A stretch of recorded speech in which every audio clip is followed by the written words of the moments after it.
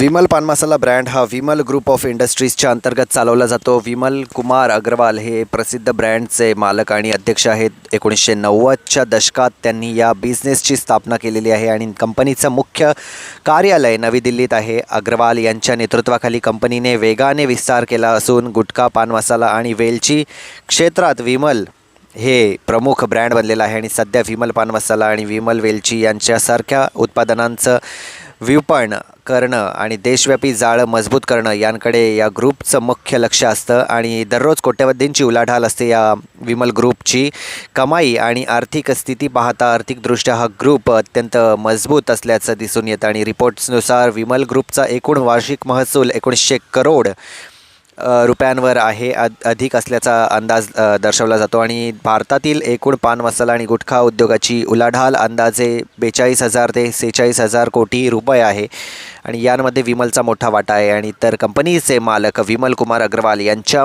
संपत्तीचा नेमका आकडा सार्वजनिकरित्या उपलब्ध नाही, तरी विमल हा ब्रँड वेलची आणि पान मसाल्याच्या लहान पॅकेटच्या विक्रीतून दररोज कोट्यवधींची रुपयांची कमाई करतो.